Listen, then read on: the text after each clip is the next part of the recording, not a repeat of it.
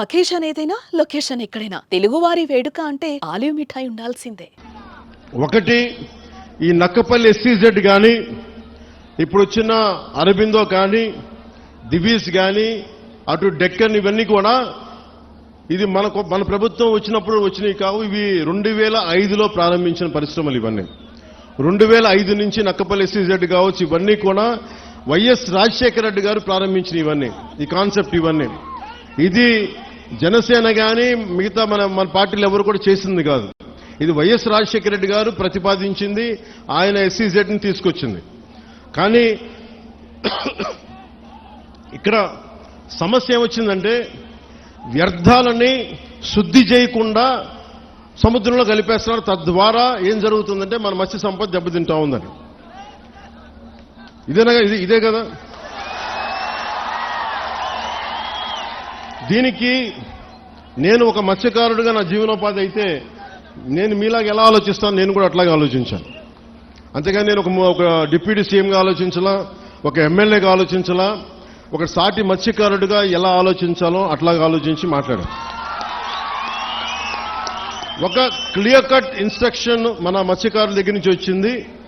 మేము ఎప్పుడూ కూడా పరిశ్రమలకి వ్యతిరేకం కాదు, కానీ వ్యర్థాలని కాలుష్యాలని ఎంత శుద్ధి చేసి పంపుతారన్నదే మా ప్రశ్న.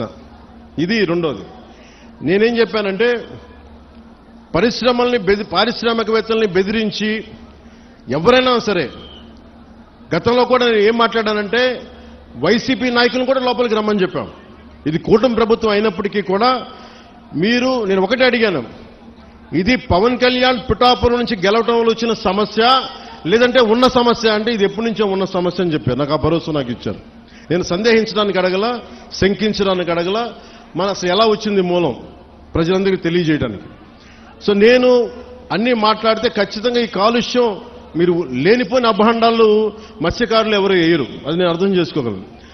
మనం మత్స్యకారులందరూ ఎలా ఉంటాం, కష్టపడతాం, ధైర్య సాహసాలతో సముద్రంలోకి వెళ్తాం, వేట పడతాం, చిన్నపాటి గొడవలు ఉంటాయి, కానీ కక్షలు కారుణ్యాలు పెట్టుకునే జాతులు కావు. మనం గొడవ పడతాం, వేటకెళ్లేవాడికి కోపం ఉంటుంది, వేటకెళ్లేవాడికి పౌరుషం ఉంటుంది.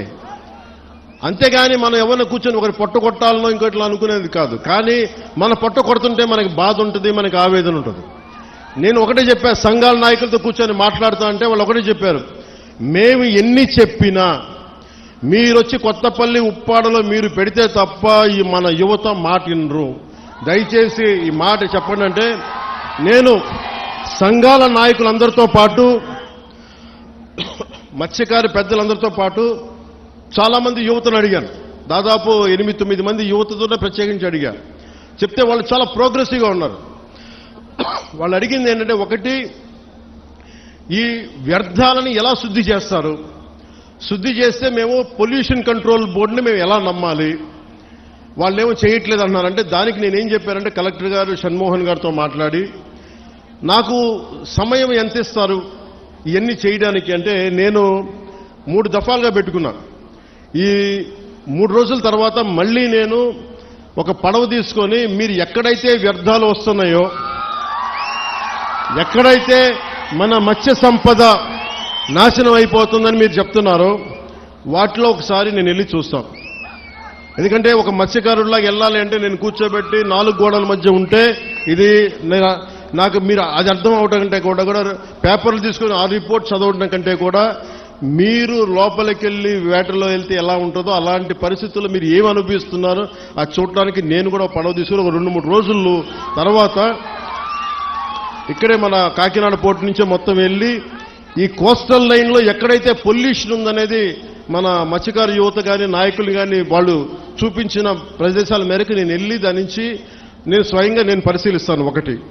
2, అసలు పొల్యూషన్ ఆడిట్ చేయమన్నాను. అది దివీస్ కావచ్చు, అరబిందో కావచ్చు, డెక్కన్ కావచ్చు, చిన్న చితక పరిశ్రమలు ఏమున్నాయో.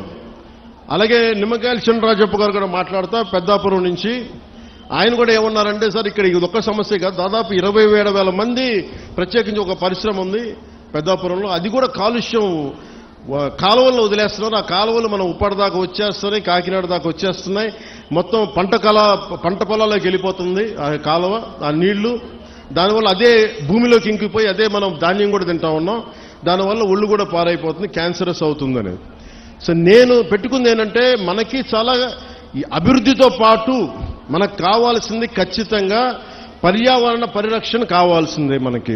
దాంట్లో నేను ఎక్కడ కాంప్రమైజ్ అవ్వట్లేదు. దాన్ని ఎక్కడా కూడా నేను మిమ్మల్ని వంచాలని కూడా నేను ప్రయత్నం చేయట్లా. నాకు మీకు కుదరినప్పుడు నేను రాజకీయాలు వదిలేసి వెళ్ళిపోతాను తప్ప నేను మీ న్యాయం చేయలేనప్పుడు నేను కూర్చోబెట్టి నాకు నిజంగా మీ గుండెల్లో పెట్టుకున్న అభిమానం కంటే కూడా నేను పదవులుగా నేను చూడండి. కాకపోతే ఈ పదవి ఉన్నది చాలా మందితో కూర్చొని సామరస్యపూర్వకంగా ఎలా పరిష్కారం చేయాలి అన్నదే నా తపన. సో నేనేం చెప్పానంటే ముఖ్యంగా నేను చెప్పింది ఏంటంటే అసలు ఎంత పొల్యూషన్ జరుగుతుంది ఆ ఆడిట్ని ఒకసారి చేయమని చెప్పాం.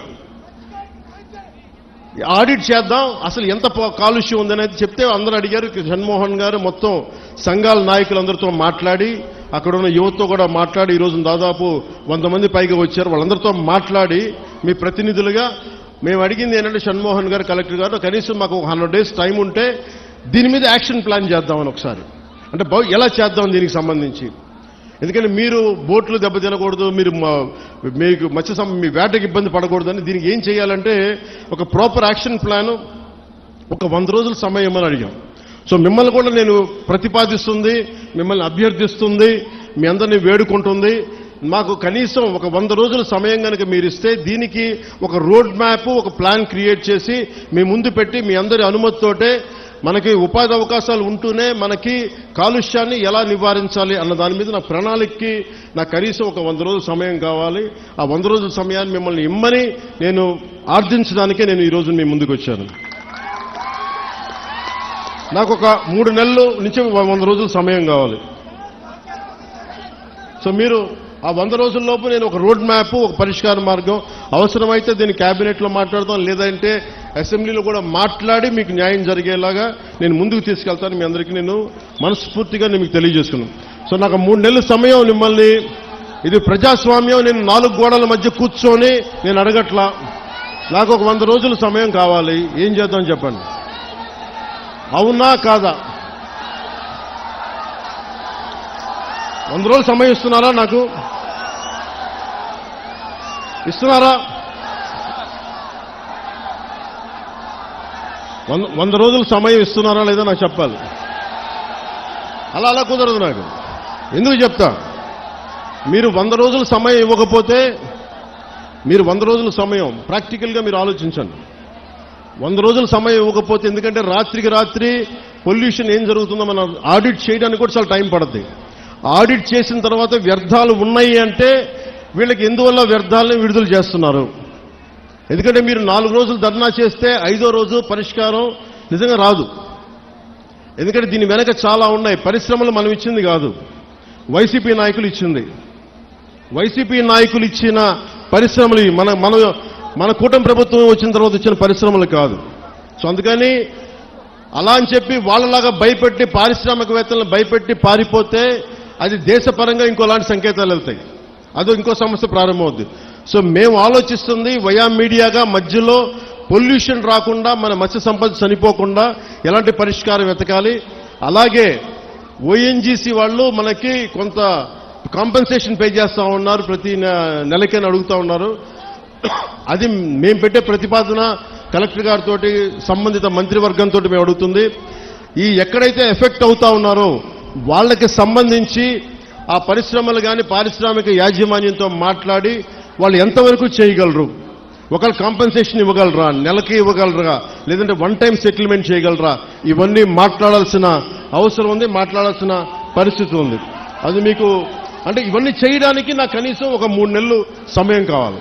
3 నెలల సమయం తర్వాత ఖచ్చితంగా ఒక పరిష్కార మార్గానికి తీసుకొచ్చి, ఇది ఎందుకంటే పిఠాపురం మోడల్, ఈ పొల్యూషన్ మోడల్ రాష్ట్రం అంతా అప్పీల్ అవుతుంది, అప్లై చేయాల్సిన పరిస్థితులు వస్తూ ఉన్నాయి. ఎందుకంటే పరిశ్రమలు రావాలి. ఉదాహరణకి మీకు భీమవరం దగ్గర ఆక్వా పార్క్ ఉంది. ఆక్వా పార్క్ పెడితే ఏం జరిగింది, అక్కడ కూర్చోబెట్టి రాత్రి గొడవలైనవి. కానీ ఆక్వా పార్క్ పోలీసులు ఛార్జ్ చేశారు, కేసులు పెట్టారు, కానీ పరిష్కారం దొరకలా. మనకు అలాంటి పరిస్థితులు రాకూడదు. నేను ఒకటే చెప్పాను, జనసేన నాయకులకు కావచ్చు, ఇంకే నాయకులకైనా కావచ్చు, ఎవరైనా సరే, ఈ కాలుష్యాన్ని బేర్ చేసి అర్థం చేసుకొని దీని మీద ఒక మీకు కథ చెప్పేవాళ్ళు కావాలంటే ఈ రోజుకి మీకు కూర్చోబెట్టి ఆకాశాన్ని చెప్పేస్తా 3 రోజులు అయిపోతుంది సమస్య, నేను మాట చెప్పేయగలను. నేను మిమ్మల్ని కూర్చోబెట్టి మీ చేత చప్పట్లు కొట్టించుకుని వెళ్ళిపోగలను, కానీ ఏం చేయను. అలా కాకుండా నేను 3 నెలలు ఎందుకు సమయం 100 రోజులు సమయం ఎందుకు అడుగుతున్నానంటే చాలా త్రికరణ శుద్ధిగా ఒక మీ సాటి మత్స్యకారుడు ఎంత కష్టపడుతుందో అర్థం చేసుకొని దాన్ని ఉద్దేశంలో పెట్టుకొని మాట్లాడుతున్నాను. అందుకని నాకు మీకు ఒకటి చెప్తున్నాను, నిజం కురచ బొంకు పొడం అంటారు. అంటే అబద్ధం చెప్పడానికి ఇంత చెప్తాం, అసలు మీకు మేమేం చేయగలం అని చెప్పట్లా. నిజం మీకు చేస్తానని చెప్తున్నా. మీకేం చెప్పాను, మీకు నిలబడతానంటే నిలబడతా. మీకు రోడ్డు ఇక్కడ ఉప్పాడ ప్రొటెక్షన్ వాళ్ళు చేస్తానంటే చేస్తాం. దాన్ని కూర్చోబెట్టి